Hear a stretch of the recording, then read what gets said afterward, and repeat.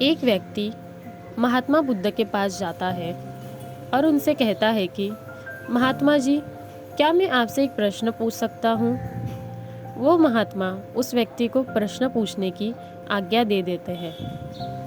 वह व्यक्ति पूछता है कि ऐसा मैं क्या करूँ जिससे मैं हर समय वर्तमान में जी सकूँ। वे महात्मा उस व्यक्ति का प्रश्न सुन चुप रहते हैं।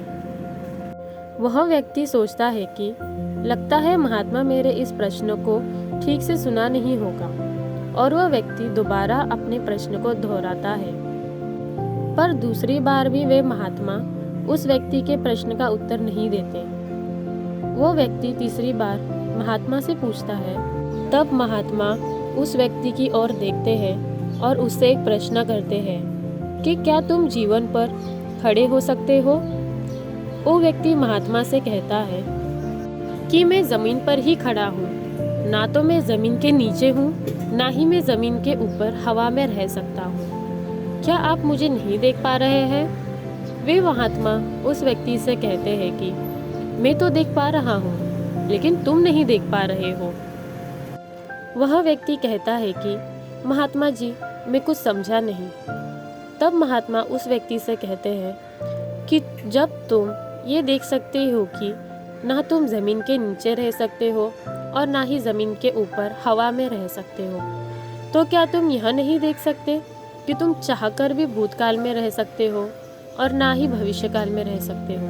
जब तुम पहले से ही वर्तमान में हो, और इससे ज़्यादा वर्तमान में क्या हो सकते हो? तुम्हें यह समझना चाहिए कि जीवन का अर्थ वर्तमान है, भूत और भविष्य नहीं।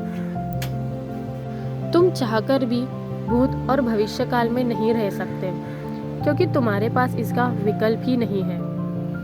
तुम इन भूतकाल के विचारों को सोचकर परेशान हो जिनका खुद कोई जीवित अस्तित्व ही नहीं है, या इन विचारों को सोचकर परेशान हो कि जिनके बारे में तुम्हें पता ही नहीं है कि वो भविष्य में घटित होगी या नहीं भी।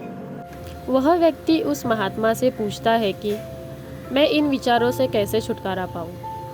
महात्मा कहते हैं कि फिर एक और गलत प्रश्न।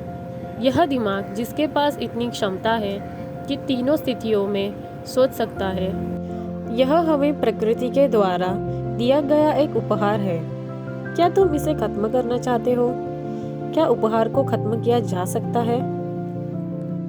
अगर तुम विचारों को मारना चाहते हो, मतलब तुम अपने दिमाग को मारना चाहते हो। यह दिमाग जो इतना शक्तिशाली है, क्या तुम उसे नष्ट करना चाहते हो? वह व्यक्ति कहता है कि तो अब आप ही बताएं कि मैं क्या करूं? मैं बहुत परेशान हूं, मुझे कोई मार्ग नजर नहीं आ रहा है। वे महात्मा उस व्यक्ति से कहते हैं कि अब तुमने सही प्रश्न पूछा है, अब कुछ हल निकाला जा सकता है। यदि तुम जीवन की सभी समस्याओं से छुटकारा पाना चाहते हो, तो शारीरिक और मानसिक तप करना होगा। वो व्यक्ति उन महात्मा से पूछता है कि शारीरिक और मानसिक तप क्या है? शारीरिक तप का अर्थ है उचित आहार, उचित नींद और उचित व्यायाम, और मानसिक तप का अर्थ है ध्यान और खुद के साथ समय बिताना और बाहर के कचरे को भीतर आने से रोकना। वह व्यक्ति उन संत से पूछता है कि कचरे से आपका क्या मतलब है? वो महात्मा कहते हैं कि तुम भली भांति जानती हो कि कचरा क्या है। कचरा वे बातें हैं जो तुम्हारे विकास को रोकती है और तुम्हारे इंद्रियों के द्वारा तुम्हारे भीतर प्रवेश करती है। यदि तुम समस्याओं का अंत चाहते हो, तो तुम्हें शारीरिक और मानसिक तप करना होगा।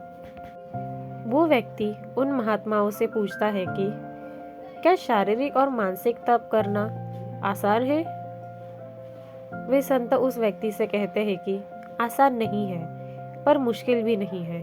दोस्तों, गौतम बुद्ध हमें इस कहानी से यह सीख दिलाना चाहते हैं कि भविष्य और भूतकाल नामक जैसी कोई चीज़ अस्तित्व में ही नहीं है। हमें हमेशा वर्तमान का सोचना चाहिए और वर्तमान में जीना सीखना चाहिए। इसके लिए हमें हमारे मानसिक रूप को स्वस्थ रखना है तथा शारीरिक रूप को भी। नमो बुद्धाय।